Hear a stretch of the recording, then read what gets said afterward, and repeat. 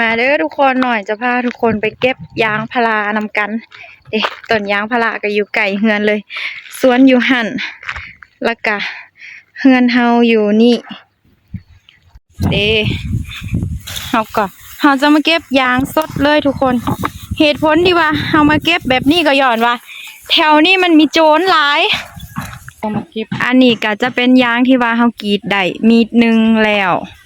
กรีดได้มีดนึงก็ต้องมาเก็บเลยเพราะว่าถ้าบ่มาเก็บแล้วโจรก็มาลัก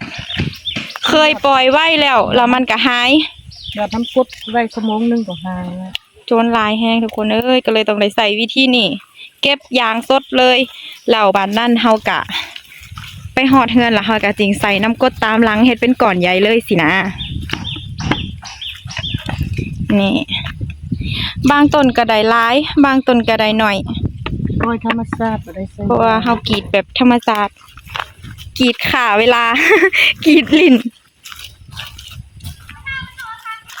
เดือนนึงได้ล้านปลายเดือนนึงก็ได้ประมาณล้านปลาย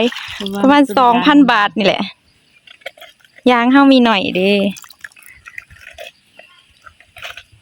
คนลำบากหน่อยนึงคือกับน้ำกดหยอดแล้วมาเก็บถ้าเฮาหยอดกดเลยล่ะเฮาเก็บมันก็จะง่ายแต่มันก็เสียแรงงานเฮาเพราะว่าโจรลักไปแล้วล่ะ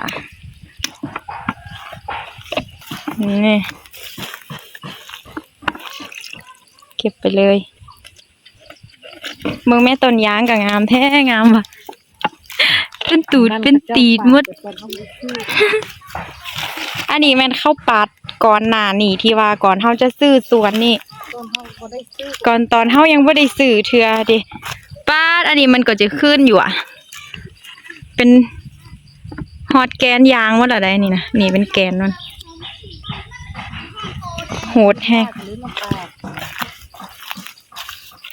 แต่อยู่ที่รูน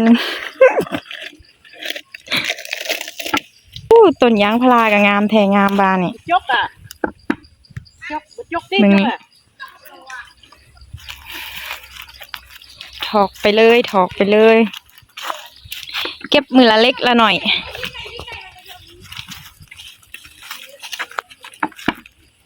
เก็บมือละเล็กละน้อย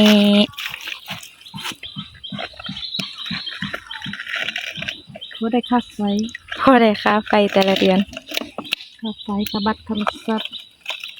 เดือนนึงล้านปลายค่าน้ำค่าไฟค่าบัตรโทรศัพท์มันโจรบ่มันลักก็สบายถ้าโจรบ่มาลักนะเฮากรีดแบบนี้ล่ะเฮาก็เอากดมาหยอดใส่เลยมันเต็มก๊อกแล้วเฮาก็จึงมาเก็บบัดเดียวเก็บไปขายเลยแต่อันนี้ปล่อยไว้บ่ได้เลยโอ้ตัวนี้ได้หลายถ้าได้หลายแบบนี้ทุกก๊อกก็อีกดีเนาะนี่ทางปุ่นร้านกับหมูกับพากันเก็บสวยไม่เท่า ได้เวียกอยู่ได้